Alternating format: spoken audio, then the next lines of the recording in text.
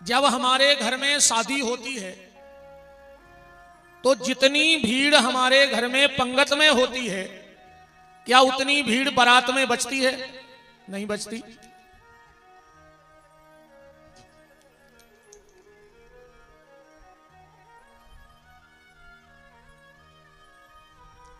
जितनी भीड़ हमारे यहां बारात में होती है, क्या उतनी भीड़ जयमाला के समय बचती है? नहीं बचती।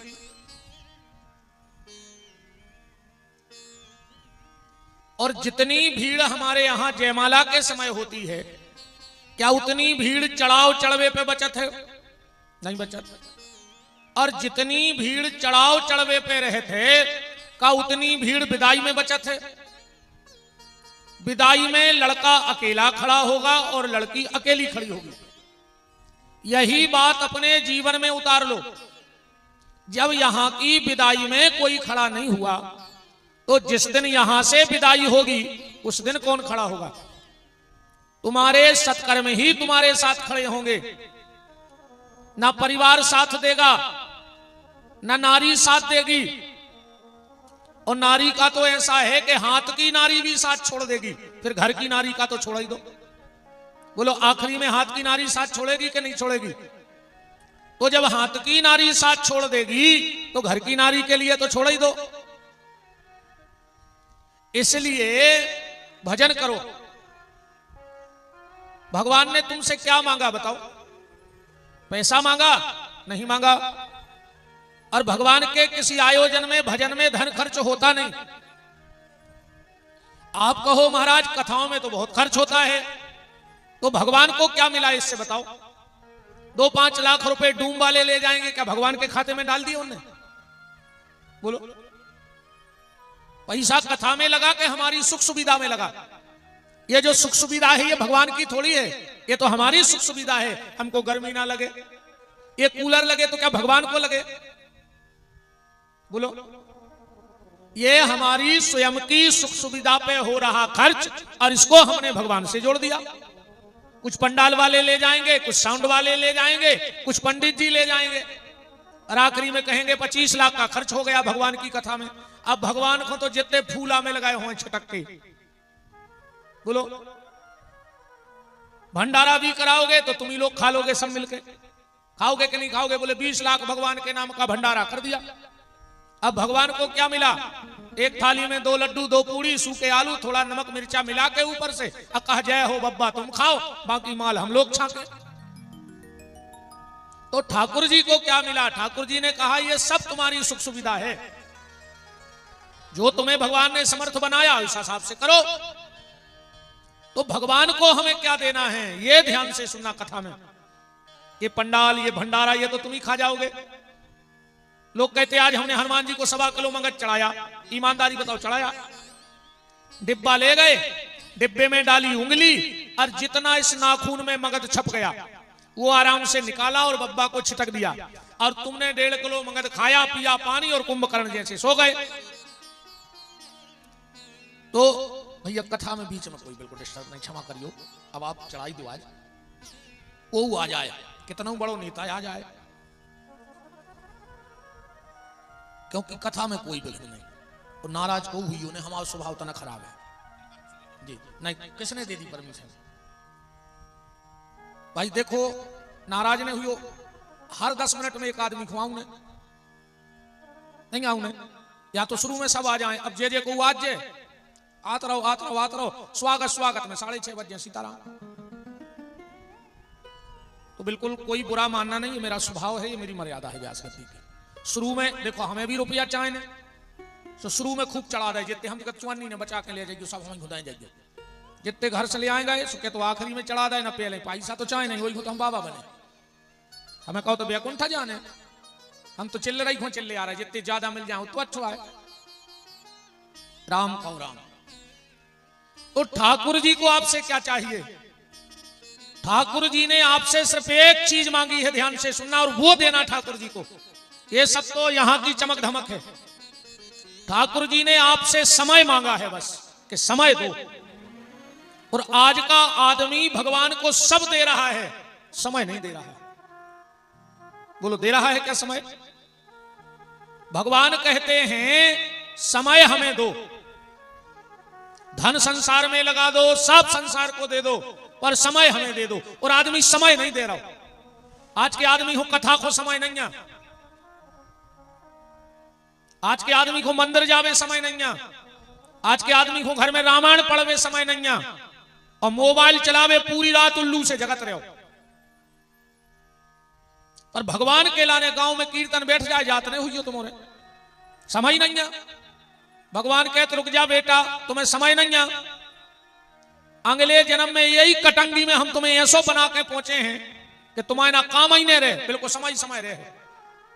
पता है अगले जन्म में का बन के यहाँ हो, जो जे कथा को टेम नहीं है, मंदिर को टेम नहीं है, सत्संग को टेम नहीं है, जे अगले जन्म में मार के बने है कुत्ता यही कटंगी के। अब बताओ कटंगी के कुत्तों का काम है। आज तक कहूं तिलक लगावेगा या नाराय में, या हूं शादी में गए कटंगी के कुत्ता, तीरथ करवेगा कब ये बेयाए जो कहते हमें टेम ही नहीं है, टेम ही नहीं है। भगवान ने कही जाओ अब तुम्हें काम ही नहीं रहे, मार जा फिरत रहो। और अक्सर करके देखियो सबसे ज्यादा कुत्ता अगर तुम्हें कहूं मिले हैं तो गांव के मंदिरों पे मिले हैं। काश सुनो खबर रहे थे कि हम पहले जन्म में नहीं आए तेरे सुजागत भाई, आप तो हमें मंदिर की चौखटाई पे डरे रहे। महाराज जी कल हमने आपकी भेंट दी थी, बिल्कुल कुछ नहीं कही, आज से तो अब अपन फार्म में कहा है, कल हमने कुछ नहीं कही, अच्छी अच्छी जितनी कथा भाई से सुना दी। राम को भगवान ने आपसे सिर्फ एक चीज मांगी, वो है समय। भगवान को समय दो, और भगवान तो तुमसे अच्छे में समय मांग रहा हो। ये तो अच्छा समय है, कथा हो रही, प्रतिष्ठा हो रही, एक से एक दिव्य संत आएंगे, यहां आपको दर्शन होगा, तो ये तो अच्छे समय में भगवान तुमसे समय मांग रहे हैं। पर भगवान कहते हैं तुम अच्छे में हमें समय दे, एक तो तुम्हारा कभी खराब समय आएगा नहीं, और अगर किसी प्रारब्ध के कारण आ गया तो भगवान कहते फिर उस समय हम तुम्हारे साथ खड़े रहेंगे, क्योंकि इस समय तुम हमारे पास हो तो बुरे वक्त में भगवान तुम्हारे साथ रहेंगे। और सब भगवान ही संग देते हैं बुरे वक्त में। द्रौपदी ने समय दिया कि नहीं दिया? उस भगवान के अलग से बिल्कुल समय न निकालो, अलग से समय निकालने की जरूरत नहीं है, जो तुम्हारे पास है उसी में से थोड़ा समय दो। द्रौपदी ने कब समय दिया? जब शिशुपाल भगवान को अपशब्द बोल रहा था और भगवान ने उसकी काटी गर्दन। इतना क्रोध था कि भगवान का स्वयं की उंगली कट गई, खून के फव्वारे निकल पड़े। भगवान की अष्टजो पटरानियां थी, वो कपड़ा ढूंढने गई कि भगवान की उंगली में बांध दें, पर द्रौपदी कहीं नहीं गई। बात को समझना, द्रौपदी ने अपनी साड़ी में से साड़ी फाड़ दी और वही साड़ी लपेट दी। भगवान ने कहा बहन तूने साड़ी में से साड़ी दी है, जिस दिन तेरे पे समय आएगा तुम्हें इतनी साड़ियां लौटा दूंगा कि ढेर लगा दूंगा। तो तुम भी समय में से समय दो, समय में से समय दो, जो तुम्हारे पास है उसी में से ठाकुर जी को समय दो। देखो जब द्रौपदी की साड़ी खिंची तो वहां पांडव भी बैठे थे, गदाधारी भीम, धनुर्धारी अर्जुन, धर्मधारी दुष्टर, धृतराष्ट्र, भीष्म, कृपाचार्य, द्रोणाचार्य सब बैठे थे कि नहीं बैठे थे? और सब तमाशा देख रहे थे, पर किसी ने द्रौपदी का साथ नहीं दिया। जब साड़ी खिंची तो कौन काम में आया? बांके बिहारी काम में आए कि नहीं आए? तो द्रौपदी की साड़ी खिंची तब बांके बिहारी। हमारी और आपकी जब नाड़ी खिंचेगी, खिंचेगी कि नहीं खिंचेगी? सारे लोग अगल बगल में रहेंगे, परिवार वाले, कुटुंब, खानदान, पर क्या कोई उस वक्त साथ देगा जब तुम्हारी नाड़ी खिंचेगी? उस वक्त सिर्फ बांके बिहारी साथ देंगे और कोई साथ नहीं देगा। तो द्रौपदी की साड़ी खिंची तो बांके बिहारी, हमारी और आपकी जब नाड़ी खिंचेगी तब भी बांके बिहारी ही काम आएंगे। पर जा बात तुम्हारों की अबे समझ में नहीं आए, अबे चाहे जय महाराज जी कहें, चाहे कौन बाबा जी आके कहें के भजन करो, अबे नहीं चढ़े तुम्हारों के चित्ते, हमारे तो मूल पटक के मार जाए। तुम्हारे चित्ते जब चढ़े, जब डॉक्टर हाथ देख के कह रहे भैया अब तो ऊपर वाले के हाथ में है, फिर द्वार जो थे प्रज्ञा धाम में भोलेनाथ के थे, हे शंकर जी बचा ले, गांव के बब्बा के द्वार जो नरियल लेके के बचा ले। कैसे जब तक तुम्हारे समझ में आए ही नहीं, जब तक डॉक्टर ने कह दे के ऊपर वाले के हाथ में। और अगर आज से ये बात तुम्हारे समझ में आ जाए कि जो कुछ है तो ऊपर वाले के हाथ में है, तो कभी उससे डॉक्टर नहीं कहता कि ऊपर वाले के हाथ में, क्योंकि वो पहले ही पता है कि सब कछुओं के हाथ में। इसलिए आज से ये संकल्प करो कि जो कुछ है सो ऊपर वाले के हाथ में है, कि तेरे हवाले मेरी गाड़ी, तू जाने तेरा काम जाने। तेरे हवाले मेरी गाड़ी, तू जाने तेरा काम जाने। तना ठोक ले रे का कर हो एक चामरे को ई को ने बड़े जो भैया बिल्कुल हमारे जो बनगांव माई कोच ने बोली, इन दोनों को कछु करत रहे। ठोक ले तना ये चामरे को का कर हो, आखिरी में लू घरैया घल ले कहूं यही काम में पड़ जाते कि मोड़ी मोड़ों से कह देते बेटा हम मर जाए सो खाल पटा लियो और एक ठेला बनवा लियो और सोमवार के सोमवार कटंगी को बाजार कर ले आइयो, सब्जी ले आइयो। तेरे हवाले मेरी गाड़ी, तू जाने तेरा काम जाने। तेरे हवाले मेरी गाड़ी, तू जाने तेरा काम जाने। हरि बोल।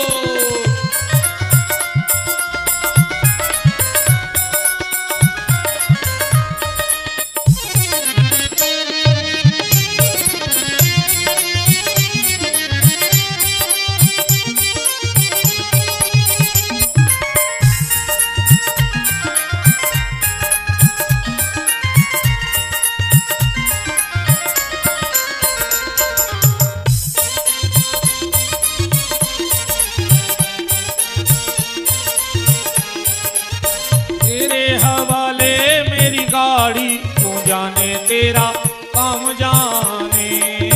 तेरे हवाले मेरी गाड़ी, तू जाने तेरा काम जाने। जब से तेरी शरण में आया, जब से तेरी शरण में आया, जब से तेरी शरण में आया, जब से तेरी शरण में आया, एक अनोखा आनंद पाया, एक अनोखा आनंद पाया। मिट गई चिंता सारी, मिट गई चिंता सारी। तू जाने तेरा काम जाने। तेरे हवाले मेरी गाड़ी, तू जाने तेरा काम जाने। तेरे हवाले मेरी गाड़ी, तू जाने तेरा काम जाने। तेरे हवाले मेरी गाड़ी, तू जाने तेरा काम जाने। तो ठाकुर जी ने आपसे क्या मांगा? समय। अपने समय में से भगवान को समय दो, उसे धन की आवश्यकता नहीं है। और ये समय देखो, मान के चलो आप बीमार हो गए और आपका ऑपरेशन होना है, तो डॉक्टर जब ऑपरेशन थिएटर में आपको ले जाएगा तो क्या तुम्हारे भाई को वहां रहने देगा? क्या तुम्हारी पत्नी को वहां रहने देगा? क्या तुम्हारे पति को वहां रहने देगा?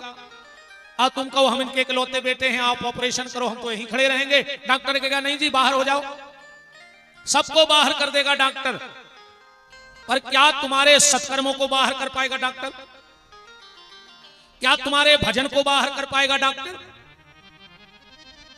तो विपत्ति के समय में सिर्फ भगवान साथ होते हैं और कोई साथ नहीं होता। इसलिए कुछ भजन की संपत्ति अपने पास रखो। और एक बात और ध्यान से समझ लो, जीवन में तुम्हारे कोई विपत्ति आवे और अगर वो चली जावे, जीवन में कोई संकट आया, देखो संकट तो आएगा, क्योंकि ये मनुष्य जन्म ही संकट के लिए मिला है। विपत्ति तो आएगी। अंतर इतना है कि जब किसी के जीवन में दुख आता है तो किसी को दुख निपटा देता है और कोई कोई दुख से निपट लेता है, बस इतना फर्क है। किसी को दुख निपटा देता है और कोई कोई दुख से निपट लेता है। अरे बड़े बड़े महापुरुषों के जीवन में संकट आए भैया, क्या राम के जीवन में परमात्मा थे? क्या राम के जीवन में संकट नहीं आए? क्या भगवान कृष्ण के जीवन में संकट नहीं आए? गरीब से गरीब, निर्धन से निर्धन व्यक्ति के घर में भी संतान होती है। अगर बड़े किसी पूंजीपति के यहां बेटा हो जाए तो पूरे शहर में फटाके फूटते हैं, बैंड बजते हैं। पर गरीब से गरीब के घर में भी अगर संतान होती है तो वो थाली तो बजा ही लेता है, कुछ ना हो तो। बोलो, बजा लेता है कि नहीं बजा लेता? और अपन यहां तक मान लें कि अगर उसके घर में थाली भी नहीं है तो बच्चे के होने पे ताली तो बजा ही लेता है। नहीं बजा सकता? ताली तो बजा लेगा। पर जब जगत के पिता परमात्मा कृष्ण का जन्म हुआ तो उस जेल में ना तो कोई ताली बजाने वाला था और ना कोई थाली बजाने वाला था। बोलो, क्या ये संकट नहीं है उनके जीवन में? और जब अंत में प्रभु ने इस धराधाम का परित्याग किया तो जिसके इतना बड़ा परिवार, 16,108 पत्नियां, 10-10 संतानें, पर अंत में उनके पास कोई नहीं था। तो जीवन में संकट आएगा, क्योंकि ये मनुष्य जीवन है तो संकट तो आएगा। अब इसको निपटना है। देखो, दुख ऐसा है, इतना बेईमान मेहमान है, इतना बेईमान मेहमान है, इतना बेईमान मेहमान है। अगर तुम दरवाजा बंद कर लोगे वो खिड़की से आ जाएगा, तुम खिड़की बंद करोगे वो छप्पर फाड़ के आ जाएगा, तुम स्लिप लगवा दो वो जमीन फाड़ के आ जाएगा, तुम टाइल्स लगवा दो वो नल की टोटी से आ जाएगा, पर आएगा जीवन में दुख। कोशिश ये करना कि तुम दुख से निपटना, तुम्हें दुख ना निपटा दे। तुम दुख से निपटना, तुम्हें दुख ना निपटा पाए। तो संकट जीवन में कभी आए और अगर चला जाए तो सोचना कि भगवान की कृपा आज भी तुम्हारे ऊपर है। संकट आया और चला गया तो सोचना कि भगवान की कृपा तुम्हारे ऊपर है। और अगर संकट आवे और जा ना रहा हो तो फिर ये मत सोचना। कई बार तो लोग ये भी कहने लगते हैं कि अब तो भैया हमारा भगवान से भरोसा उठ गया। और कुछ लोग तो यहां तक कह देते कि अब तो भगवान जैसा कोई है ही नहीं। उस वक्त ये मत कहना, उस वक्त ये सोचना कि हमारे भजन का पावर, भजन का वजन कम हो गया है। तो संकट ना जा रहा हो तो भजन बढ़ाओ। हम एक बात आपको फिर पुनः हम रोज बताएंगे, जितने लोग पगड़ी लगाए हो, तौलिया लगाए हो, टोपी लगाए हो, निकाल लो। मैंने कल भी कहा था कि शिव महापुराण की कथा, जो भी सिर पे तौलिया पगड़ी डाल के सुनता है उसकी संतान उसके कुल को कलंक लगाने वाली हो जाती है। शिव महापुराण की यह सावधानी है कि सिर पे कपड़ा डाल के हमें कथा को नहीं सुनना है। न टोपी लगी होनी चाहिए, न तौलिया डली होनी चाहिए सिर पे। यही लिखा है, आप शिव महापुराण में देख सकते हैं। षोडशी मस्तके कायत शरणोबंती कथा नरः तत्पुत्राश्च प्रजायन्ते पापिना कुल दूषका। शिव महापुराण के अध्याय नंबर 6 के श्लोक नंबर 42 में ऐसा लिखा है कि जो शिव कथा, शिव आराधना, शिव पूजन सिर पे कपड़ा डाल के करता है उसकी संतान उसके कुल को कलंक लगाने वाली हो जाती है। उसकी संतान कभी अच्छी रास्ते जा ही नहीं सकती। जो दो काम करें, एक सिर पे कपड़ा डाल के भगवान शिव की आराधना करें और दूसरा सोने वाले बिस्तर पे बैठ के भोजन करें, वो औलाद राक्षस हो जाएगी। इसलिए कभी भी भूल कर घर में बिस्तर पर बैठ के भोजन नहीं करना चाहिए। कई लोग आजकल पलंग पे ही बैठ के खाना खाने लगे ना, और अब तो और खराब समय आ गया है। अब तो लोग खाना भी नहीं खाते, जबकि खाना शब्द अपना नहीं है, बेशर्मों का है। सामने वाला कह रहा है खाना और तुम खाने बैठ गए तो तुम कौन हो गए? बेशर्म हो गए कि नहीं? वो स्पष्ट कह रहा है खा ना, और तुम खा रहे हो। अब तो लोग खाना नहीं खाते। किसी से कहो खाना खा लो, बोले हम घर खाएंगे। क्या करेंगे? घर खाएंगे। अच्छा, ऐसे लोगों को जब बुलाना चाहिए जब पुराना मकान पटकना हो। अब किसी से कह दो मलमा खा लो, किसी से कह दो गिट्टी खा जाओ, किसी से कहो पुराना ईंटा खा जाओ। अब साल भर से लगे थे घर खाएंगे घर खाएंगे, पटका है तो खा लो। कभी भी पलंग पर बैठ करके भोजन न करें। कुछ चीजों का बड़ा प्रभाव है। आप अभी मैं 5 दिन तो परमानेंट रुका ही हूं। एक व्यक्ति ऐसा लाना जिसके घर में जीने के नीचे टॉयलेट बनी हो, बाथरूम, नहानी, लैट्रिन, और उसके घर में सब व्यक्ति स्वस्थ हो। जिसके घर में जीना के नीचे लेट बाथ बना होगा उसके घर में एक व्यक्ति परमानेंट दवाई पे रखा होगा। उसके घर से दुनिया की कोई ताकत दवाई बंद नहीं करा सकती। और आप में से किसी के घर बनी हो और खड़े होकर कह दो कि गुरुजी आप झूठ बोल रहे हो, हमारे घर में बनी है और सब स्वस्थ है। बता दो, तुम तो उठ के करो, सच को सच कहने में क्या डर है। और अगर धोखे से बना लिया हो तो हटा के देख लेना। जैसे जैसे उस जगह की सीढ़न गीलापन सूखेगा तुम्हारे घर में रोग कम होने लगेंगे। और तुम तो हमें 5 दिन में ढूंढ के ला देना, उसमें क्या है। सच को सच कहने में क्या है। तुम ले आना ढूंढ के इनके घर में लेटरिन बाथरूम जीना के नीचे है और ये लोग पूर्ण रूप से स्वस्थ हैं। ऐसी बहुत सी चीजें हैं जो हम घर में चूक कर देते हैं और उसका प्रायश्चित हमें भयंकर भोगना पड़ता है। जिसके घर का पलंग उसके घर के आईने में दिखता हो उस घर से झगड़ा कोई खत्म नहीं कर सकता। भूल करके हमारे घर का पलंग हमारे घर के आईने में नहीं दिखना चाहिए। विशेषकर उस घर में पति पत्नी में तो बनेगी नहीं, मेरी गारंटी है।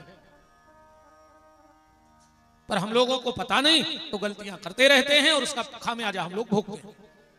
हम कोशिश करेंगे, पुराण में बहुत ऐसी चीजें हैं जो हम गलतियां करते हैं और अगर उसमें सुधार कर लें तो हमारे घर में सुख शांति दोनों आ जाती है। अभी तो 5 दिन है, आपको बहुत अच्छी अच्छी बातें बताई जाएंगी पुराण के भीतर से। तो निवेदन भजन का है, खूब भजन करो। कल आप श्री शिव महापुराण में महात्म की कथा सुन रहे थे। कैसे देवराज नाम का ब्राह्मण शिव की कथा सुनकर के परम गति को प्राप्त हो गया। कैसे बिंदुक नाम का ब्राह्मण और उसकी पत्नी चंचुला जो गलत रास्ते पे चले गए, पर शिव महापुराण की कथा से उन दोनों को शिवलोक की प्राप्ति हो गई। नैमिषारण्य की पावन भूमि में सूत जी महाराज शौनक ऋषियों को कथा कह रहे हैं। अच्छा एक बात बताओ, शिव महापुराण की कथा प्रारंभ कहां से हुई? शिव महापुराण की कथा प्रारंभ हुई है, श्लोक पढ़िएगा, धर्म क्षेत्रे महाक्षेत्रे कालेन्द्री संगमे प्रयागे परमे पुण्यम ब्रह्मलोकस्य वर्तमनि। प्रयाग में त्रिवेणी के संगम पर शिव महापुराण की कथा प्रारंभ हुई। त्रिवेणी जहां पर गंगा, यमुना और सरस्वती का मिलाप। अच्छा कौन कौन गया है प्रयाग? जरा हाथ उठाओ। त्रिवेणी, अरे वाह बहुत लोग गए हैं, नीचे कर लो हाथ। तो तीनों नदियों का दर्शन किस किसने किया है? जरा हाथ उठाओ। अरे बहुत भाग्यशाली हो आप लोग। वहां सरस्वती तो दिखती नहीं, तुम लोगों को कैसे दिख गई? बड़े भाग्यशाली लोग हैं जो हाथ उठा रहे हैं। सरस्वती वहां दिखती नहीं तो तुम्हें कहां से दिख गई? वो तो वहां लोप होके बहती है प्रयाग में त्रिवेणी के संगम। क्यों महाराज जी? सरस्वती दिखती नहीं और आप लोग कह रहे हाथ उठाओ। उठा दिया कि हम देख के आए हैं, इसलिए तो हमने हाथ उठवाया था। अब आप कहो जब दिखती नहीं है तो है कैसे, और है तो दिखती क्यों नहीं है? बात दोनों आ जाएंगी कि है तो दिखती क्यों नहीं और दिखती नहीं तो है कैसे। ये क्या प्रमाण है? उसका ये प्रमाण ले लो, जब ये हमारी माताएं बहनें चोटी बनाती हैं तो बालों के कितने हिस्से करती हो?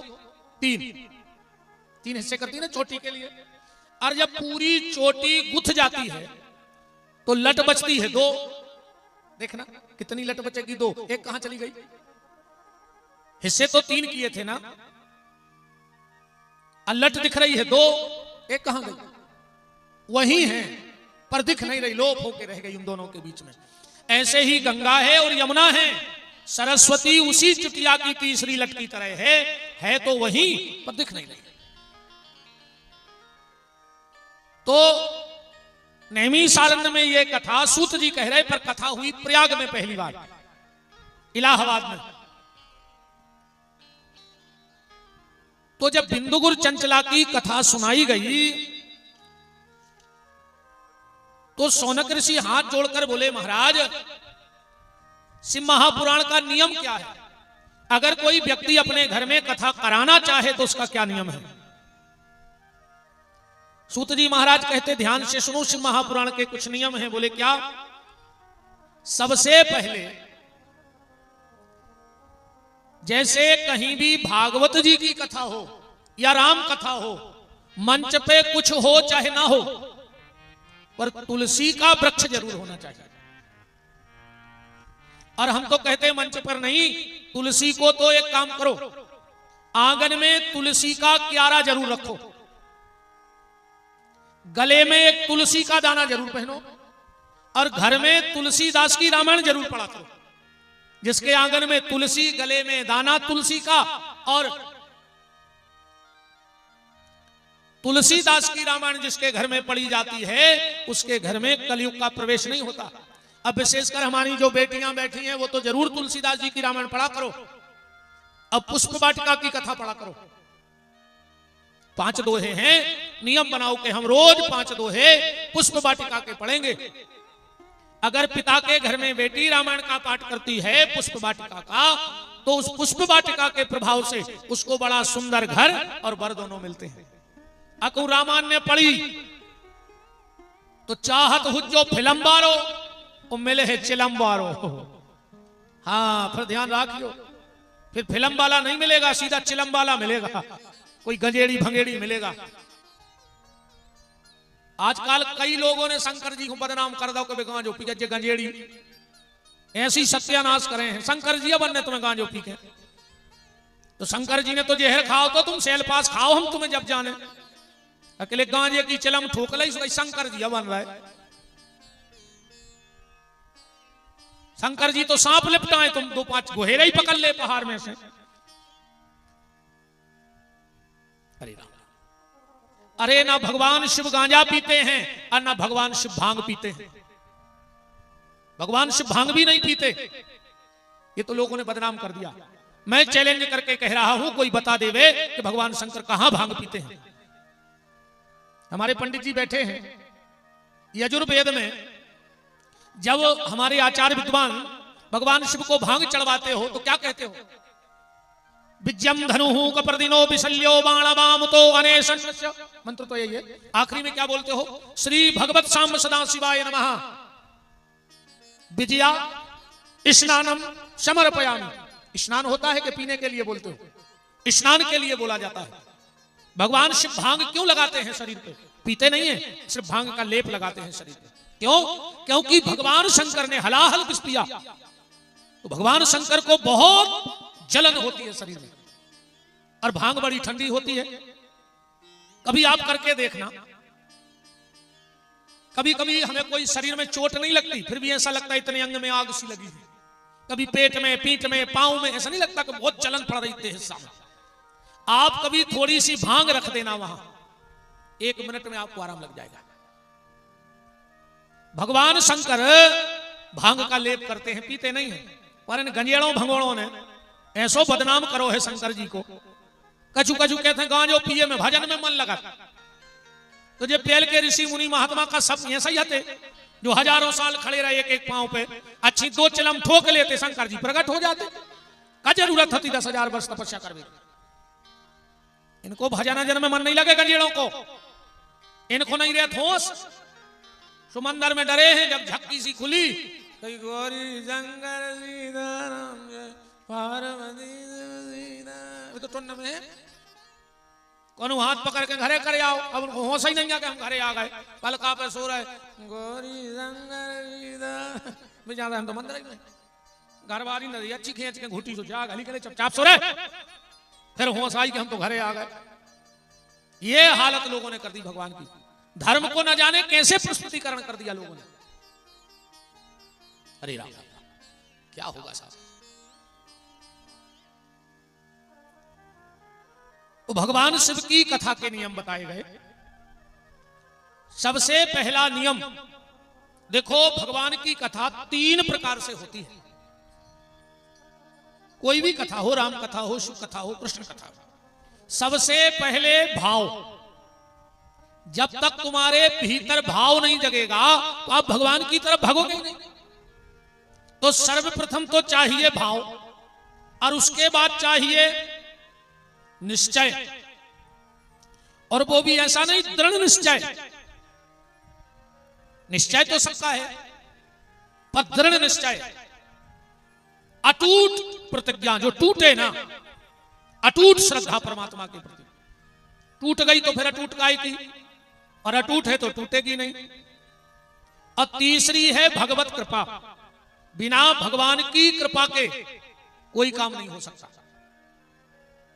हाँ, बिना ठाकुर जी की कृपा के, क्योंकि गोस्वामी जी ने लिखा है कि अति हरि कृपा, अति हरि कृपा, थोड़ी बहुत कृपा से कुछ होने वाला नहीं है, कि अति हरि कृपा जाए पर होई, पाँव धरे यह मार्ग सोई। अति हरि कृपा जाए पर होई, पाँव धरे यह मार्ग सोई। अति हरि कृपा जाए पर होई, अति हरि कृपा जाए पर होई, अति हरि कृपा जाए पर होई, अति हरि कृपा जाए पर होई। पाँव धरे यह मार्ग सोई, पाँव धरे यह मार्ग सोई। थोड़ी बहुत कृपा से कथा नहीं मिलती, अति हरि कृपा। सब यहां आ भी नहीं सकते, और चंडाल तो पंडाल में जा ही नहीं सकता, गारंटी है। हम लिखने दे दें, जितने ये क्षेत्र के चंडाल होंगे वे पंडाल में आ ही नहीं सकते। क्या कर रहे हैं आके बताओ चंडाल। कई आदमी कहते हैं पो जा रहा हो ऐसी धूप में 3 घंटा को बैठ रहा होता। भगवान कहते हैं बैठो बेटा पंडाल में 3 घंटा, सही आए तो क्या करो। बोले फिर कहां बैठे? बोले तुम 1 महीना अस्पताल में बैठो। हाँ, 1 महीना अस्पताल में बैठो। फिर भगवान से प्रार्थना किया करो प्यारे के प्रभु, मुझे कभी कभी ऐसे संत सदगुरुओं के चरणों में बिठा देना, कभी मुझे अपनी कथा में बिठा लेना, कभी माता पिता की सेवा में उनके चरणों में बिठा लेना, पर 1-1 हफ्ते मुझे किसी अस्पताल की जगह पर मत बिठाना। बैठना तो एक जगह पड़ेगा, या तो यहां बैठो या वहां बैठो, क्योंकि पुण्य की जड़ पाताल और पाप की जड़ अस्पताल। सीधी सीधी बात है। इतने बैठो तो उते बैठो, और इतने बैठे में फायदा है, उते बैठे में नुकसान है। उते बैठत बैठत ठिकानो नहीं है कि डॉक्टर कह दे घरे ले जा, सो गांव भर के तुम्हारे घरे बैठे। बोलो, तुम डॉक्टर ने कह दी कि अब घरे ले जाओ, तो गांव भर के सवेरे तुम्हारे पे बैठे। इसलिए भगवान से प्रार्थना करना कि मुझे आपके चरणों में बिठाए रहना, कथा में बिठाए रहना। सब यहां नहीं आते, सीधी सीधी ऐसी समझ लो। एक बहुत बड़ा आदमी था, तो उसने अपने पत्नी से कहा कि चलो आज हम तुम्हें जेवर खरीदवाना है। बहुत सारा पैसा लिया, मोटरसाइकिल पे चले गए पति पत्नी। रास्ते में जाके पत्नी की साड़ी गाड़ी के टायर में फंस गई। अब पत्नी गिर पड़ी, गिरी तो मौके भर गिरी, सो की नाक छुल गई पूरी। अस्पताल ले गए, डॉक्टर ने इतने से नाक ही साफ कर दी, बची नहीं थी। 2 महीने बाद वो ठीक हो गई महिला, तो पति ने कहा चलो अब अस्पताल सोनी के ते चलें जेवर लेवे। अब बताओ नकदी का कर है जेवर को। अब तो घर वालों 25 लाख के 50 दे देवे, पर क्या उस नकदी के काम का है वो जेवर? तो जैसे नकदी के काम का सोना नहीं होता, ऐसे कपटी के काम का सत्संग नहीं होता। जितने मन के कपटी हैं वो यहां तक आ ही नहीं सकते, और अगर आ भी जाएंगे तो बीच में भाग जाएंगे। पूर्व जन्म के पाप ते जिन्हें हरि कथा न सुहाय, ओके काहू सो लड़ पड़े और ना उठ के भाग जाए। या तो किसी से लड़ बैठेगा या उठ करके यहां से भाग जाएगा। राम कहो तो सर्वप्रथम योग वक्ता की तलाश। उसके बाद में कह रहा था कि भागवत की मंच पे और राम कथा की मंच पे कुछ हो चाहे ना हो, पर तुलसी का पेड़ जरूर हो। ऐसे सिंहापुराण की कथा के मंच पे कुछ हो चाहे ना हो, पर केल का खंभ जरूर होना चाहिए, केल को पेड़ो जरूर भाव चाहिए। तो हमारे यजमानों से प्रार्थना है, एक गमला में कल केर को पेड़ो जरूर लगा कर मंच पर रख लियो। ऐसा पुराण में लिखा है कि कुछ भी ना हो, कर्तव्य मंडो यच्चतः कदली स्तंभ मंडिता, ये श्लोक लिखा है कि केर को पेड़ो जरूर होए, क्योंकि शिव कथा में अगर कोई अपराध बन जाता है तो केल का वृक्ष रखने से, केल का वृक्ष जानते कहां से पैदा हुआ? ये माताएं तो कहती हैं भगवान विष्णु हैं केल, है ना, विष्णु भगवान का पूजा करती हो ना, ये झूठ है। भगवान विष्णु नहीं है केल के पेड़ में। एक बात और ध्यान से सुन लो, जितने भी लोग एकादशी का व्रत करते हो या एकादशी के दिन हो सके तो केला नहीं खाना। जो फलहार में केला खाता है उसकी आने वाली पीढ़ी मूर्ख हो जाती है, उसके बच्चे, उसके घर में मंद बुद्धि औलाद पैदा होती है। एकादशी को केला नहीं खाना चाहिए। एकादशी के दिन केले पर दीपदान करना चाहिए, क्योंकि उस दिन अन्नदान तो होता नहीं। यहां तक लिखा है कि घर में कोई अगर रोटी मांगने भी आ जाए तो मत दो, उसे फलार करा दो, पर एकादशी को अन्नदान मत करो। केले का दान अगर आप लक्ष्मी नारायण के मंदिर में करते हो दीपक रख के, आपकी संतान बड़ी मेधावान और प्रज्ञावान होगी। आओ जरा समझो केला के कौन है, केल का वृक्ष कौन है। एक समय की बात, देवराज इंद्र और देवगुरु बृहस्पति एकादशी के दिन कैलाश पर भगवान शंकर का दर्शन करने जा रहे थे, और उस तरफ से महात्मा दुर्वासा भगवान शिव का दर्शन करके लौट रहे थे। तो भगवान शंकर ने दुर्वासा ऋषि के गले में माला पहना दी थी, खुश होकर के। एक बात और ध्यान से सुन लो, कभी कोई संत, कभी कोई सदगुरु, कभी कोई महात्मा अगर तुम्हें माला पहनाए तो तुरंत गर्दन नीची कर लेना, क्योंकि संत, सदगुरु, महात्मा सबके गले में माला नहीं डालते। बहुत भाग पुरुषों को गुरुदेव के हाथ की माला मिलती पहनने को। कभी व्यास गद्दी से कोई व्यास तुम्हें माला पहना दे, समझ लेना तुम्हारे बहुत बड़े संकट टल गए और बहुत कुछ अच्छा होने वाला है। जबकि व्यास सबको माला पहनाते नहीं गद्दी से, संत सबको माला नहीं डालते, संतों को तो सब माला पहनाते। कभी आप वृंदावन जाओ, अयोध्या जाओ, किसी ज्योतिर्लिंग पे जाओ, कहीं दर्शन करने जाओ, हजारों की भीड़ थी मंदिर में, पर वहां जब पुजारी जी ने ठाकुर जी की माला फेंकी और वो आके सीधा तुम्हारे ऊपर पड़ गई, तो समझना बहुत बड़ी कृपा है सरकार की तुम्हारे ऊपर। तुम्हारे ऊपर ही क्यों वो माला आई? उस माला को क्या करना चाहिए? लोग क्या करते हैं, लाए मंदिर के बाहर फेंक दी और घर आ गए। ये सबसे बड़ी जिंदगी में तुम चूक कर गए। उस माला को संभाल के घर लाओ, चाहे और कुछ रह जाए, तुम कुछ खरीदो ना खरीदो, अरे प्रसाद भी ना ले आओ पाओ तो कोई दिक्कत नहीं, पर अगर तुम्हें वो माला मिली है तो उसको संभाल के घर में ले आओ। मैं आपको चैलेंज देके कहता हूं व्यास गद्दी से, इन संत ब्राह्मणों के चरणों की कृपा से कह रहा हूं, वो माला अगर तुम्हें क्या करना है ये पता लग जाए तो तुम्हारे बारे न्यारे हो जाएंगे। तुम कैलेंडर में आके वो डेट लिख देना और समय लिख देना कि इतने समय इतनी तारीख को मैं वृंदावन गया और भीतर से माला फटी और मुझे मिली। और एक साल में तुम अपने घर के हालात देख लेना।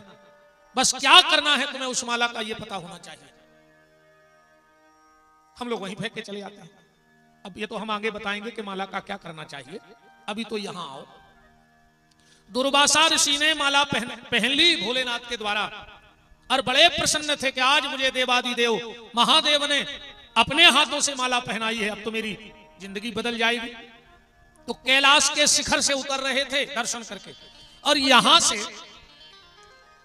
हाथी पर बैठे इंद्र और देवगुरु बृहस्पति चले जा रहे हैं।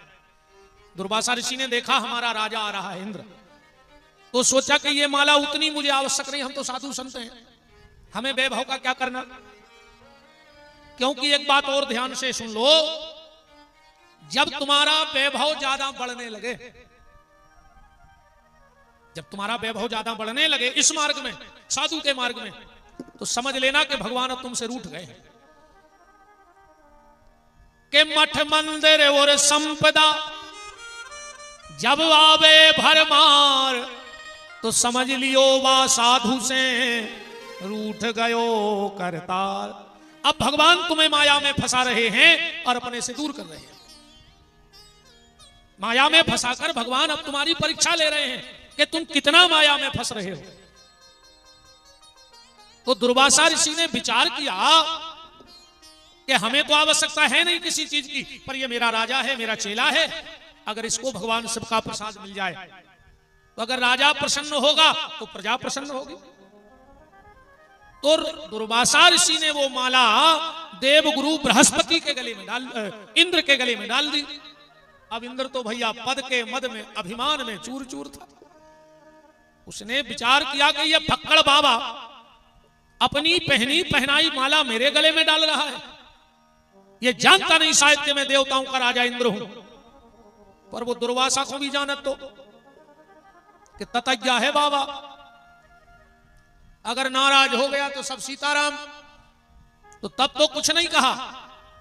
जब माला पहनाई नीचे को गर्दन कर लियो, जैसे ही दुर्वासा आगे बढ़े उसने उतारी माला, वो हाथी की गर्दन पे फेंक दी। ऐरावत ने वो सूंड से माला उठाई, अब पैरों से कुचलने लगा। और दुर्वासा ऋषि लौट के आ गए, देखा कि मेरे भोलेनाथ की माला, और इस अभिमान में चूर चूर इस इंद्र ने अपमान कर दिया। आग बबूला हो गए दुर्वासा, तुरंत श्राप दे दिया। पहले आदमी श्राप को बहुत डरा तो कि कोई श्राप ने दे देवे, कोई श्राप ने दे देवे, और आज मोहल्ला में वो सबसे खास मानो जाता है जो शाम को श्राप दे देवे। बोलो, ये देश को दुर्भाग्य तो देखो, किताबें रोड पे बिकन लगी महाराज जी, और जूता शोकेस में बिक रहा है। बिक रहा है कि नहीं बिक रहा? किताबें रोडों पे धारी धार्मिक किताबें कोई नहीं खरीद रहा, फटो बोरा बिछा के बेच रहा आदमी। सुंदरकांड, हनुमान चालीसा, जो व्रत वो उपास, रोडों पे किताबें बिक रही। और जूता शोकेस में, ऐसे VIP शोकेस जो देखने तो हमें ऐसा लगत है कि अब ये देश को ज्ञान की जरूरत नहीं है। समझ गए काय की जरूरत है? जब ही सुधर है, यही से शोकेस में धरे हैं। जब हमें धार्मिक पुस्तकों से ज्यादा जूते पसंद हैं। दूध रोडों पे घूम रहा है, कोई पी नहीं रहा हो, वो दारू को लेन लगा लगा कर पी रहा है। बोलो, अरे क्या स्थिति बन के रह गई इस देश की। राम इंद्र को दुर्वासा ऋषि ने श्राप दे दिया। इंद्र, तूने अपने पद के मद में आकर के मेरे भगवान शिव की माला का अपमान किया है, जा मैं तुझे श्राप देता हूं, तेरी श्री नष्ट हो जाए, तेरा पद चला जाए। ऐरावत से कहा, ऐरावत, अरे अगर इंद्र ने तेरे सिर पे माला फेंकी थी तो तुझे उस माला का सम्मान करना था। जा, मैं तुझे श्राप देता हूं, तेरा उतना सिर धड़ से अलग हो जाए। बगल में खड़े थे देवगुरु बृहस्पति, बोले तू भी वृक्ष की तरह खड़ा रहा, तूने अपने राजा को समझाया नहीं। देखो, 3 लोगों को चाटुकार नहीं होना चाहिए। जबकि आजकल भारी समय चल रहा हो, जो शादी विवाह में देख लो, वे चांदी की ऐसी चम्मच नहीं चलन लगी आजकल, चांदी के कलर की प्लास्टिक की। अब सफेद सी कम मिला, चांदी की चम्मच और चमचों की चांदी भयंकर है आज के समय में। बोलो, गलत तो नहीं है? चांदी की चम्मच को सीजन है और चमचों की चांदी को सीजन है। चमचा भर बन जा, पर चमचा बन वो भी भैया सरल नहीं है रे, बहुत कठिन काम यहाँ है। चमचा बन वो केहू के चरण चाटने पर जब चमचा बनत, ऐसे नहीं बने जी चमचा। गोस्वामी तुलसीदास जी कह रहे हैं, 3 लोग पक्षपाती बात ना करें, न्याय पे बात करें। कौन? सचिव, वेद, गुरु, 3 जो। सचिव तुम्हारा सलाहकार, वो तुम्हें उचित सलाह देवे, गलत मतलब गलत, तुम्हारे दबाव में तुम्हें सलाह ना दे। सचिव, वेद, डॉक्टर, अगर डॉक्टर मरीज देख के उसको परहेज बताने लगे कि बड़ा आदमी है, अगर हमने इसको ज्यादा परहेज बताया तो ये आना बंद कर देगा, तो उसको जो मन में आए खाओ, तो मर जाएगा वो कि नहीं मरेगा? एक डॉक्टर ने एक मरीज को बताओ परहेज, बीमार है तो बोले तुम 1 महीने तक हमारे हिसाब से चलो ठीक हो जाओगे। बोले बताओ डॉक्टर साहब? बोले हल्का हल्का खाना, हल्का हल्का, हल्का हल्का खाना, 1 महीने बाद वो और बीमार पड़ गया। डॉक्टर के पास गया, बोले तबीयत में सुधार नहीं हुआ, बीमार और पड़ गए। डॉक्टर ने कहा तुमने परहेज नहीं किया होगा। बोले बिल्कुल, जो आपने कहा था हमने वही किया। बोले क्या किया? बोले आपने कहा था बिल्कुल हल्का हल्का खाना।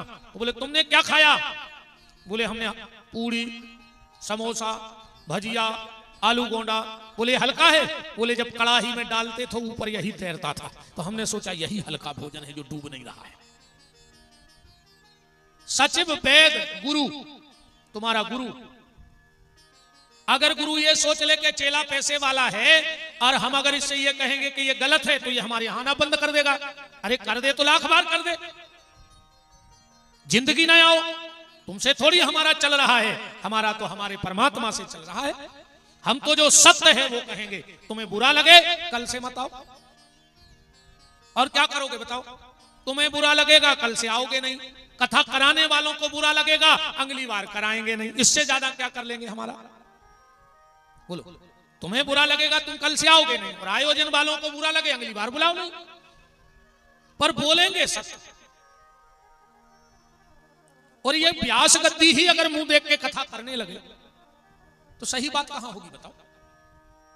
इस गद्दी को स्वतंत्र होना चाहिए, परतंत्र नहीं होना चाहिए। आजकल कथा भी कम हो, पूरी कथा भर अकेले जजमानों की तारीफ होते रहे कि जे ऐसे हैं, जे धर्मात्मा हैं, जे ज्ञानी हैं, जे दानवीर हैं। और हमें जा बताओ, मान के चलो जियो रहे बैठे हैं जजमान, हम इनको 2 दिन में जान गए कि जे दानवीर हैं कि ज्ञानवीर हैं। और तुमने जिंदगी से रह रहा है, तुमने जानो तो कि जे कुआं है।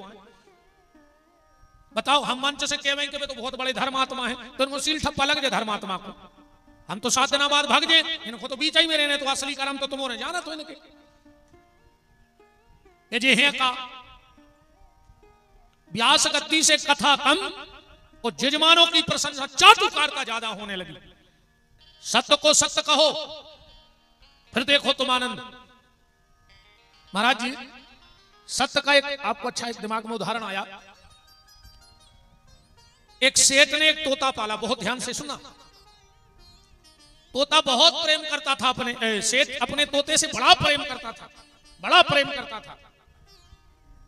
सेठ ज्यादातर घर से बाहर रहता था व्यापार के लिए, 2-2, 3-3 महीने में लौटता था व्यापार करके। एक बार सेठ लौटा, तोते से तो बहुत प्यार करता था वो। सबसे पहले सेठ के पास गया और सेठ तोते के पास गया, अब पिंजड़े से निकाल के अपने पांव पे बिठा के हाथ फेरा, कहा बेटा कैसा है तू? वो तो बेटे जैसा चाहता था। तो तोता बोलो कि एक आदमी आता था, बगल में खड़ी थी सेठानी, उसने पसीना छोड़ दिया। क्योंकि सेठ जब बाहर जाता था तो वो किसी परपुरुष को बुला लेती थी। सेठानी दौड़ के गई, कछु अनार के दाने ले आई, मिट्ठू के सामने रख दिया, लोभ दाओ जो कहे हुए। सेठ जी से बोली आप भी इतने हारे थके आए हो, हाथ मुंह तो धो लो जब तक हम चाय बनाए। सेठ गया हाथ मुंह धोने, मिट्ठू ने वो दाने खाए अनार के और उठा के फिर रख लो गोदी में। कैसे हो बेटा? बोलो एक आदमी आता था। सेठानी ने कही 2 अनार खागा, मनो रटना भाई लगाए। सेठानी दौड़ के गई, सेव, अनार, अंगूर, नाशपाती ढेर लगा दे फल के। सेठ जी से बोली कि खाना ठंडा हो रहा, भोजन तो कर लो। सेठ जी ने भोजन करे आके, फिर मिट्ठू को रखो, सर पे हाथ फोरो। बोले बेटा और कैसे हो? बोले एक आदमी आता था। सेठानी ने कहा यार कम से कम 2 किलो फल खुआ दे, पर जो तो भाई रटना लगाए। सेठानी बोली आपने भोजन किया है, रात भर के सफर के थके हो, तना आराम कर लो, फिर बतिया लियो मिट्ठू से। सेठानी ने कही मर जाओ अब तुम भूखे। उन्हें पिंजड़ा में पानी रखो, उन्हें खावे दाओ। सेठ जी सो गए, सुबह उठे, मिट्ठू को निकाला, गोदी में रखा, मेरा बेटा कैसा है? कहने लगो एक आदमी आता था। सेठानी ने कही बड़ी भावुक बन गई। भूखा रखा तब भी कह रहा है, फल खिलाया तब भी कह रहा है। सेठानी ने गुस्सा में पिंजड़ा खोल के उड़ा रहा। तोता उड़ते उड़ते अपने परिवार में गया तो उसके सब परिवार के लोग मिले। बात समझना ध्यान से। परिवार वालों ने कहा तुम तो 8 साल में लौटे, कहां थे? अरे बोले पकड़े गए थे, एक सेठ के घर में पिंजड़े में थे। बोले छूट कैसे गए पिंजड़े से? तोता बोला मैंने सत्य को कहना नहीं छोड़ा, मैंने सत्य कहना नहीं छोड़ा।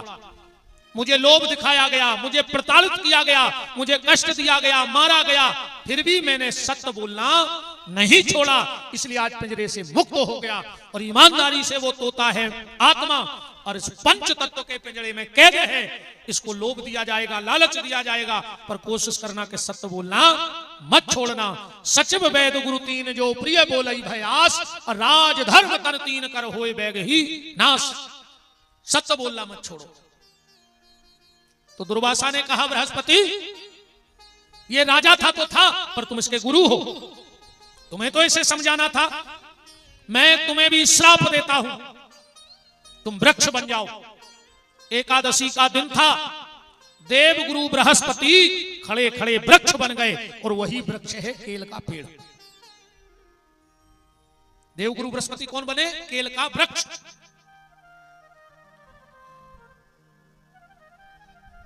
दुर्वासा ने तीनों को श्राप दिया तो देवगुरु बृहस्पति ने कहा कि आज के दिन मुझ में जो फल लगेगा और जो मुझे खाएगा मैं उसकी आने वाली पीढ़ी की बुद्धि खराब कर दूंगा। इसलिए एकादशी को केला खाना वर्जित बता गया है शास्त्र में। केला को एक और वरदान है, केला में कभी कीड़ा नहीं पड़ता। देखा आप लोगों ने केला में कीड़ा? सड़ जाएगा, गल जाएगा, पानी बन के बह जाएगा, पर केले के फल में कीड़ा नहीं होता। तो गुरु की उपस्थिति मंच पे जरूर होनी चाहिए, क्योंकि बिन गुरु भवन दिता रही न कोई, अजो बिरंच शंकर सन होई।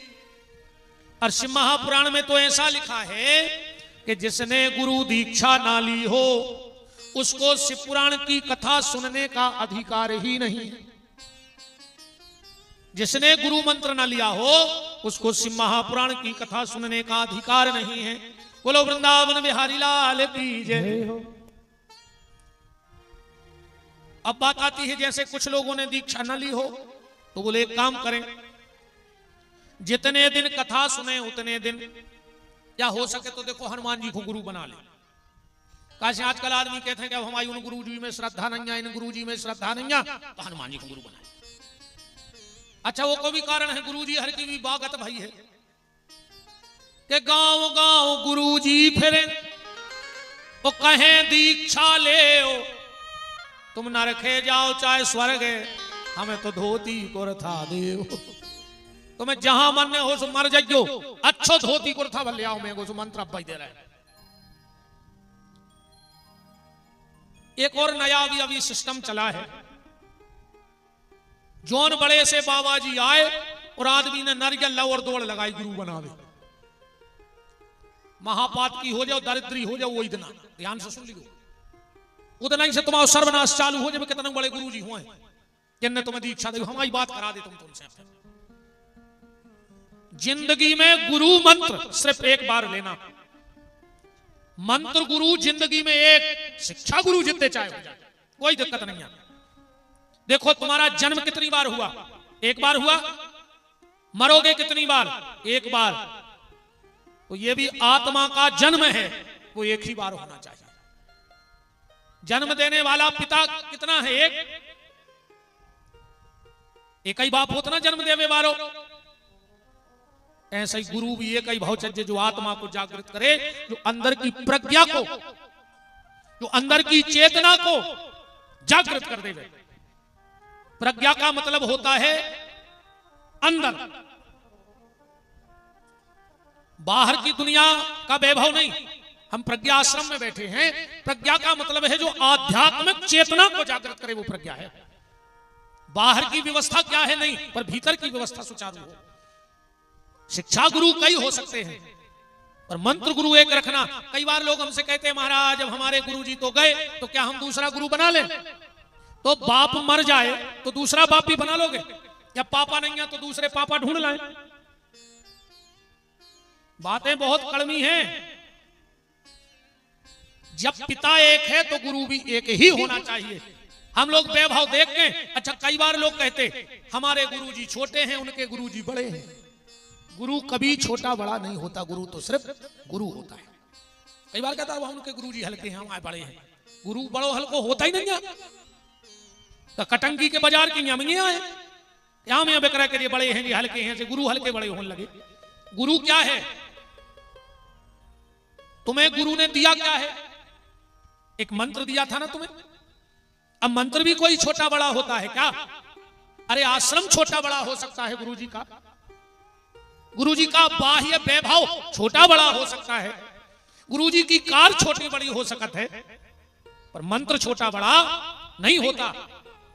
और गुरु और शिष्य का संबंध जानते हैं क्या है?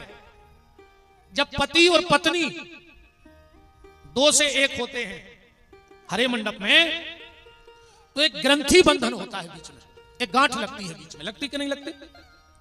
पर जब गुरु और शिष्य एक होते हैं तो बीच में एक कोरा कपड़ा होता है, एक कपड़ा डाल के मंत्र देते, उसमें कोई गांठ नहीं होती।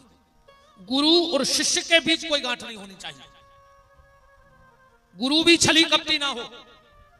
आजकल ऐसा होगा अगर चेला गरीब है तो गुरु जी मिल नहीं रहा है, और चेला कम पावरफुल है तो गुरु जी खुदा ही चिटाई ले फिर रहा है उनको बिछावे के लाने। हाँ, गुरु जी खुदा ही काली ने बिछा रहा है कि चेला ने हो उनको भगवान आगा हो। अरे राम राम राम राम। अरे भैया दम चेला की ने राखो, दम तो माला की राखो। अगर ये में दम हो जाए तो चेला 50 पलटा खात करे में कितना बड़ी गाय ने हुए। ये में दम हुए भजन में नाक रगड़ के यहाँ है कितना बड़ो आदमी होए, एक झटका में पलटा खे हो।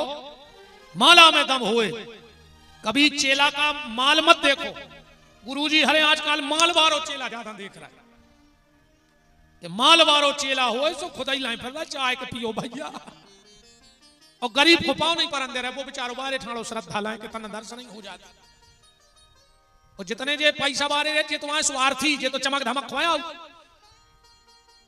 कथा में भी जे जितने आउ थे चमक धमक बारे को लूहा नहीं लेने कच्चू कथा से। वे तो बीच में आहे ते माला पहरे हैं हमें देख ले, हम सब कचू है। मैं चला टाटा बाय बाय। बोलो बैठा था ये कहूं कथा में राम तो भजो ने उनको टेम आए तो वे तो हाय हेलो और यहां से भाग चलो। बहुत गहराई से समझना पड़ेगा आज की वास्तविक स्थिति को कि लोभी गुरु लालची चेला और दो ही को नरक में ठेलम ठेला। दो ही नरक हैं, न गुरु बच रहा है और न चेला, दो ही मार है कोई कौन मौत। तो हनुमान जी को गुरु बना ले तुम तो। अब कछु कछु कहते हनुमान जी क्रोधी है तो हनुमान जी भी गुरु है ना यहाँ के जय जय जय हनुमान गोसाई ओ कृपा करहु गुरुदेव की नाई। चलो भगवान कृष्ण को गुरु बना ले, वे भी गुरु है। वासुदेवम सुतम देवम कंस चाणूर मर्दनम देवकी परमानंदम कृष्ण वंदे जगत गुरु। श्री कृष्ण भी जगत गुरु है, उनको गुरु बना ले।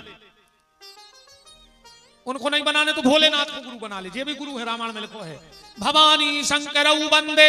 दूसरो श्लोक रामायण को पहलो तो है वर्णानामर्थ संघानाम रसानाम छंदसामपि मंगलानाम च कर्तारऊ वंदे वाणी विनायको। और दूसरे श्लोक में शंकर जी को गुरु कहा कि भवानी शंकरऊ वंदे श्रद्धा विश्वास रूपेण याभ्याम बिना न पश्यन्ति गुरु शंकर रूपेण। और ना हो तो साध ने व्यास गद्दी कोई गुरु बना ले, पर जीवन में गुरु जरूर बनेगी। हाँ, पर गुरु वो बनाइयो जो तुम्हें गोविंद से मिला है। ऐसे गुरु ने बना जो ना वे खुद को लाकट दे दे में कि भगवान फेंक आओ कटंगी के तालाब में और हमारी फोटो लगा ले और हमें लटका ले। चेला भी कहते आओ गुरु हम तो डूबेंगे सनम, तुम्हें भी ले डूबेंगे। हम तो लटके ही थे गुरु जी, और लटके फिर रहा गरीब। अरे राम राम। जो गुरु तुम्हें गोविंद तक पहुंचा दे ऐसे गुरु से जुड़ना।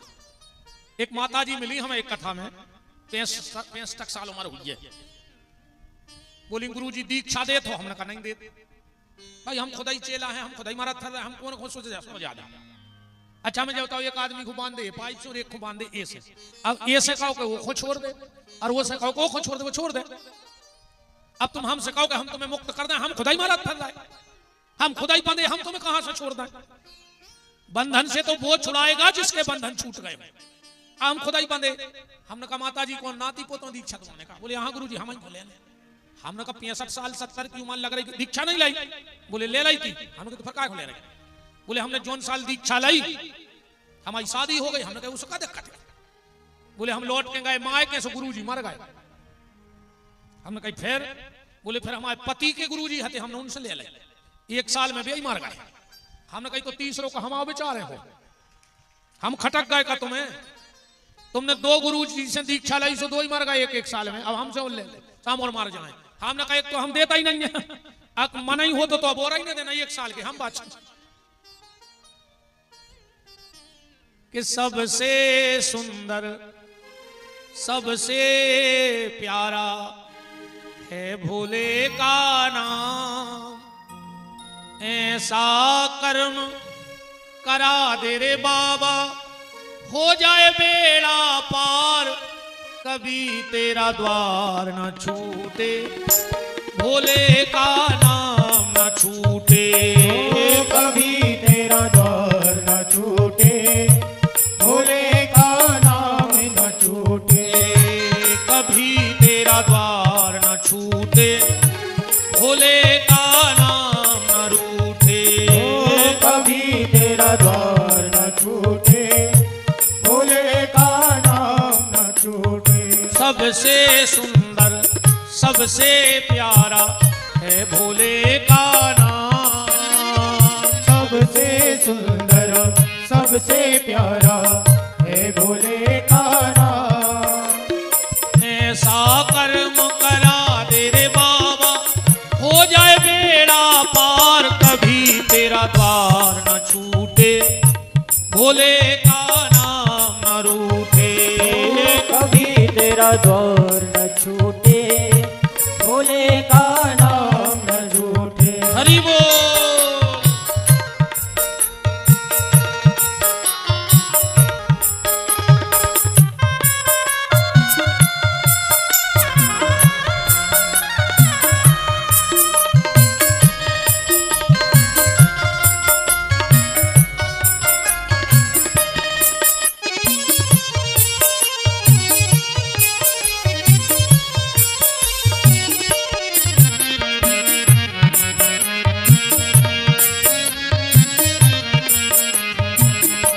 कभी तेरा द्वार न छूटे भोले का नाम न रूठे।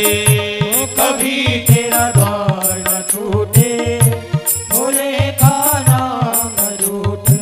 नमः शिवाय ओम नमः शिवाय। नमः शिवाय ओम नमः शिवाय। हरे नमः शिवाय ओम नमः शिवाय। नमः शिवाय ओम नमः शिवाय। नमः शिवाय ओम नमः शिवाय। नमः शिवाय ओम नमः शिवाय। काशी विश्वनाथ की जय हो। तो केले का पेड़ जरूर होना चाहिए इस महापुराण में, केले का गमला। अब भगवान की कथा में खर्च कितना होना चाहिए? आजकल 3 प्रकार के यजमान हैं, वो 3 ही प्रकार के कथावाचक हैं। पहले यजमान हैं धनार्थी, पहले वक्ता है धनार्थी। कहूं कथा चली जाए, कछु नियम चलो जाए, कहूं धर्म चलो जाए, हमें अच्छा रुपया मिल जाए, वे हो गए धनार्थी कथावाचक। दूसरे यजमान धनार्थी चुन्नी ने लगे एक, वो विमान उतरे आया भाई, ठीक माने उनको धन बच जाए। दूसरे हैं नामार्थी, पैसा कितना खर्च हो जाए पर नाम हो जाए कि उनने कथा कराई थी क्षेत्र में, उन्हें भगवान की प्राप्ति के लाने नहीं कराई, उन्होंने कोई फले आयो कथा को, वह तो उन्हें चमक धमक को कराई थी। कछु सपोर्ट को कथा कराते हैं, कछु वोट को कथा कराते हैं, हाँ कछु नोट को भी कथा करा, जो 2 नंबर के धरे हैं पे कहां खर्च करना है, वो को भी कोई मतलब नहीं है। भगवान सब जाने तुम कितने बड़े बेईमान हो, भगवान नहीं जाना हो कि तुम कहां से ले आए, कहां ले आए, क्या कर रहे। पर तीसरे किस्म के जो है वो है कृष्णार्थी शिवार्थी, मतलब जिनको यजमान को भी अगर भगवान से प्रेम हो और वक्ता भी अगर भगवत प्रेमी मिल जाए तो उस कथा का रस कुछ और होता है। एक बात का खाओ चाहिए, का नहीं खाओ चाहिए में लिखो प्याज लहसुन ने खाओ चाहिए। अब ऐसा नहीं है कि तुम प्याज खा ले सो हाथ पांव टूट जाए, मार जाओ, पागल हो जाओ। कितने तो खा रहे प्याज, तने तामस बढ़त है प्याज में और ज्यादा कसी दिक्कत नहीं है। लहसुन प्याज तुम आयुर्वेद उठा के पढ़ो,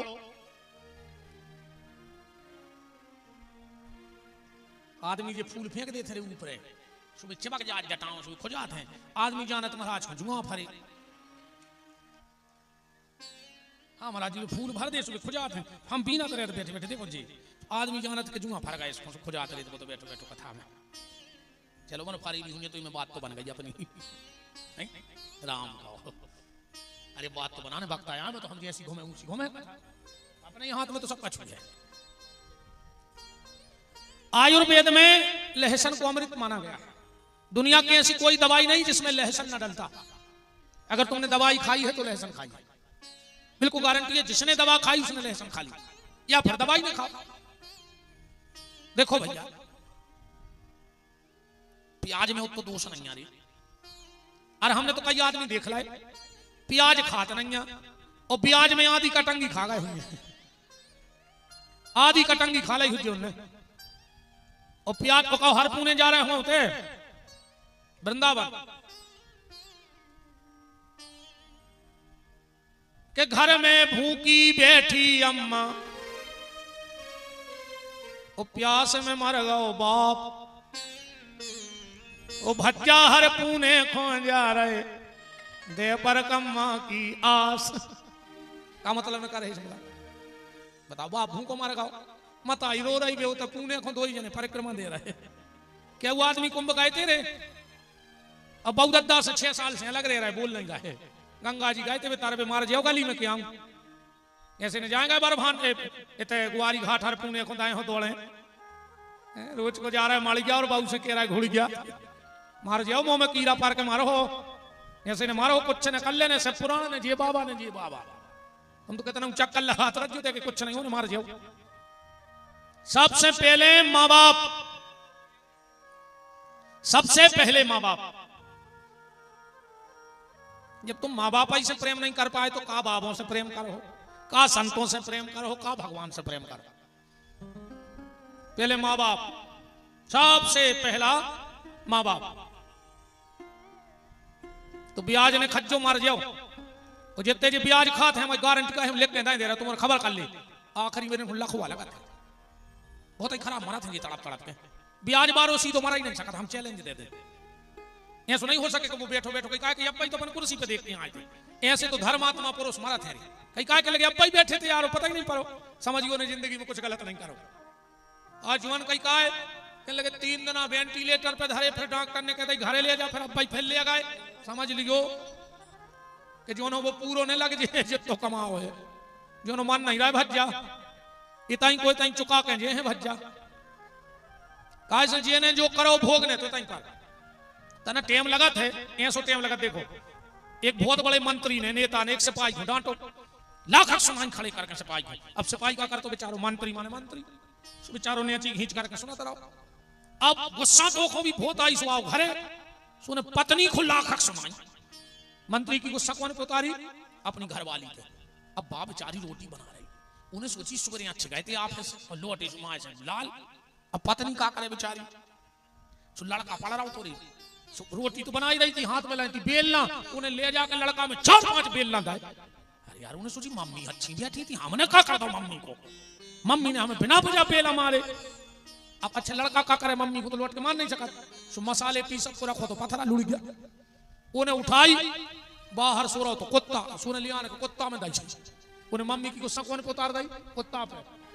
कुत्ता ने सोची यार जात करे भी परी में हीरा सो रहा तो मैंने भों को कचू इन्हें मुझे का मारो सो कुत्ता भागो हड़बड़ा के जब इनके करे मंत्री जी सो कुत्ता ने मंत्री को काट खाओ। होगा हिसाब बराबर का नहीं कहां से भाई थी शुरुआत जहां से भाई थी तयंत होगा कि नहीं होगा। तुम जैसा करोगे वैसा तुम्हें भोगना पड़ेगा। भलाई कर भला होगा बुराई कर बुरा होगा। भलाई कर भला होगा, बुराई कर बुरा होगा। भलाई कर भला होगा, बुराई कर बुरा होगा। भलाई कर भला होगा, बुराई कर बुरा होगा। कोई देखे ना देखे पर प्रभु तो देखता होगा।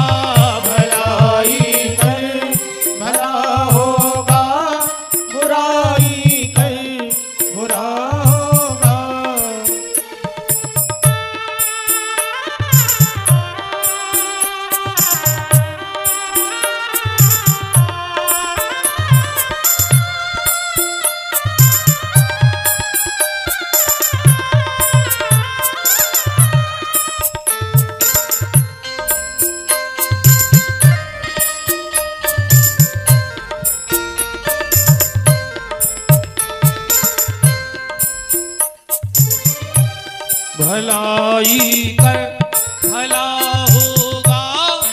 बुराई कर बुरा होगा।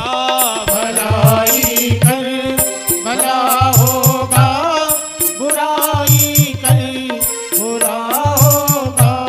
भलाई कर भला होगा, बुराई कर बुरा होगा। भलाई कर भला होगा, बुराई कर बुरा होगा। तो प्याज लहसुन ने खाओ चल ठीक, मनो प्याज भी न खाओ चल। एक टाइम भोजन करो, नया हो तो 2 टाइम करो, और नया चले तो 3 बेर खाओ, और नया चले तो हर घंटा पे खाओ। कोई दिक्कत नहीं हो तो रोटी छोड़े से भगवान मिल रहा है। आपको रोटी छोड़े से भगवान मिलते हैं तो बुकारियां तो पूरी व्याकुंठ में बैठी होती नहीं, वे तो पत्ता ही पत्ता खा रहे हैं।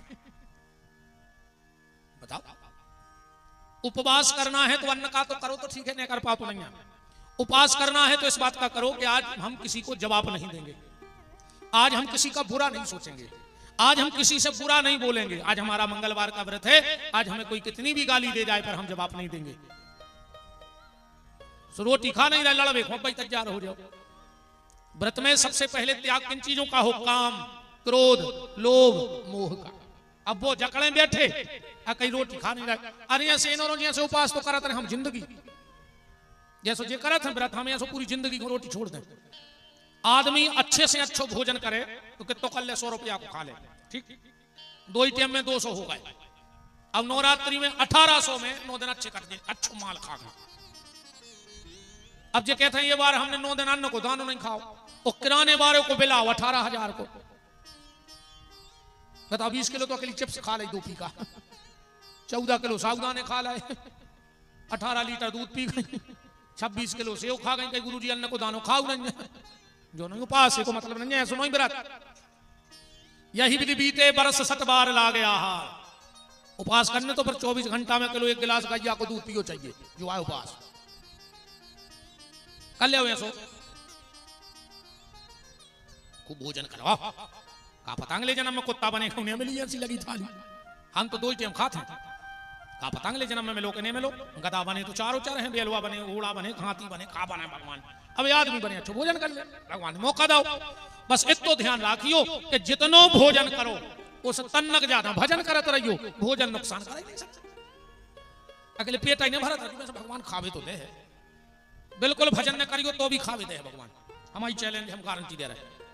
बिल्कुल मंदिर नहीं जाइयो, कोई सत्संग न करियो, फिर भी भगवान भोजन दे है, तुम्हारा पेट भरे है। मनो लिस्ट दूसरी लग जाए तुम्हारी। जब तुम आओ तो नाव चढ़े है तो कुत्तों में चढ़े और सुंगरों में। कैसे पेट तो भगवान कुत्तों को भी भर रहा हो, सुंगरों को भी भर रहा हो, तुम्हारा भरत रहे लिस्ट पाई गए आदमों में नहीं। बस तो ध्यान रखिए, खूब भोजन कराओ, अच्छो खाएंगे। भजन भर करत रहियो, अच्छो डांट के। भोजन में और भजन में इतना ही अंतर है। भोजन जब लिखो तो एक मात्रा चढ़ जाता, और भजन में मात्रा नहीं है।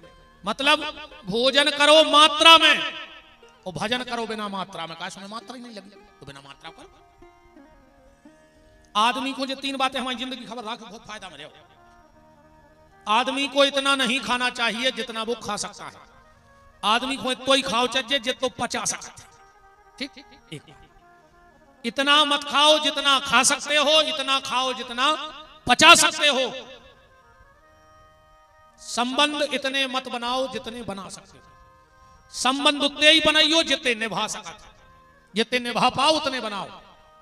पैसा इतो ने कमाओ जितो तुम कमा सकत हो, पैसा उतो ही कमाओ जितो खर्च कर सकते हो।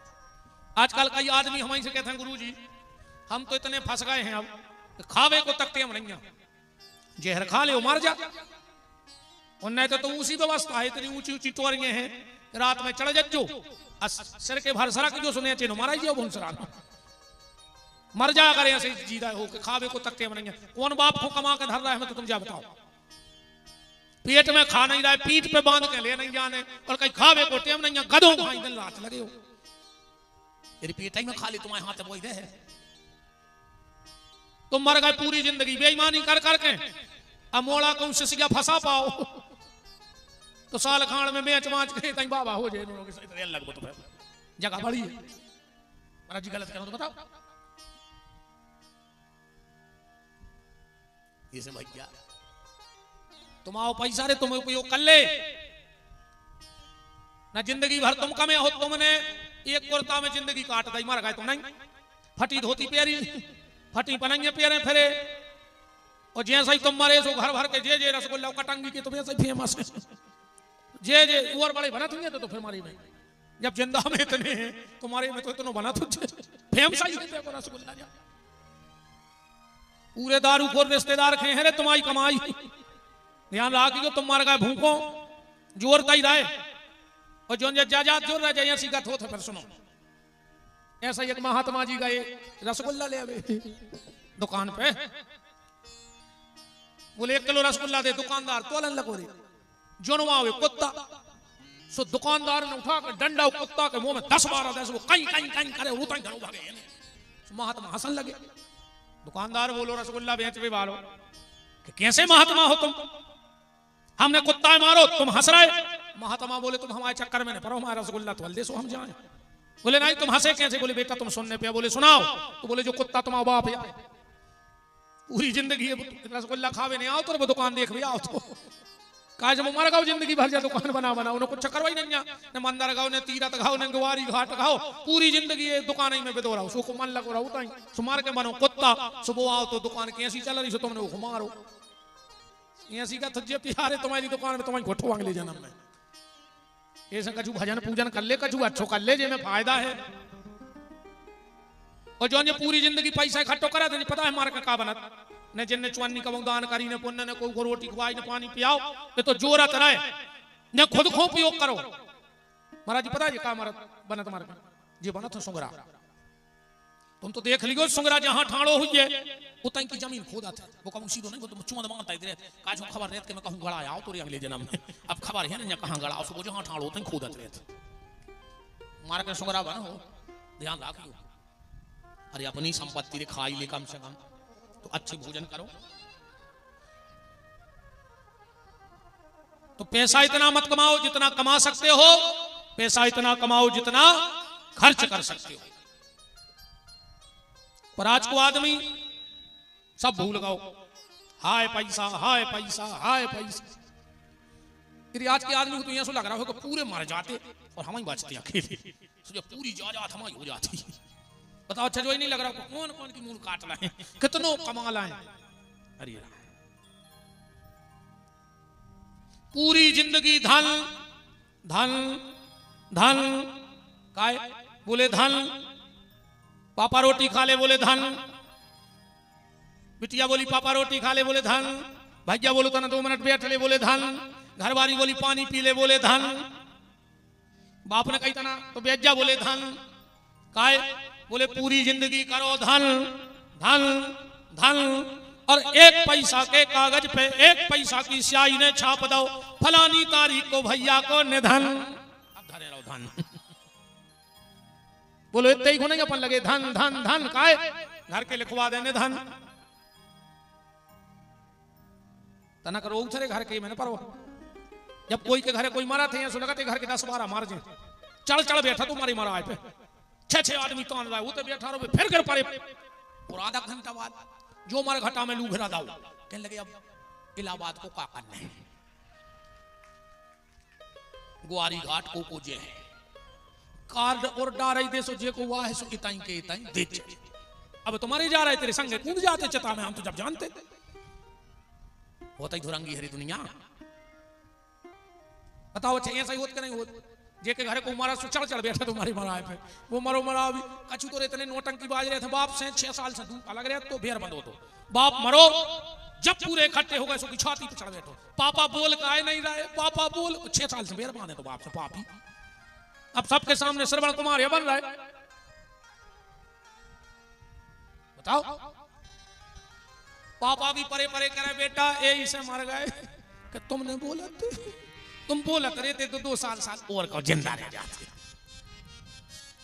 कपटी ढोंगी पापी ऐसा ही बैठी मन धरो है कारिया पूज रही बारिया, पूरी कटंगी को धागा लपेटता बारियों में, बड़ा नहीं पा रही इनके माने बारी में ससक गई, 1 फुट धागा लपटो उन पेड़ों पे, घर की सास प्यासी मर रही, दुर्गा जी धार में 4 बजे जा रहे हैं। कप्तान आओ ने आने हो सुने आज जो कल से आप आने को नहीं तो तुम तो कोई नहीं बाबा जी तो बताई गए, ये तो सुने हैं गए चलो आवे हो जजमान तुम्हारा सोई बताई गया, हमने खूब कही थी लुआ चलो हमें ये तो अगली साल से तो कथा ही ना हो जे, कथा हो जे तो क्षेत्र की पेल कह देंगे उस वो पागल ले आवे बस सही है। महाराज जी हम दूसरा को ना आदमी अगली बार करियो आप क्षेत्र में चर्चा कर फिर बुला ले आदमी से बंद ही कर दी, कथा ही बंद कर दी।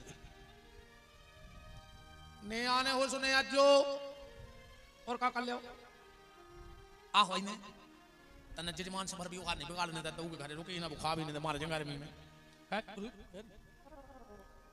वरन ये छोड़ दी दद्दा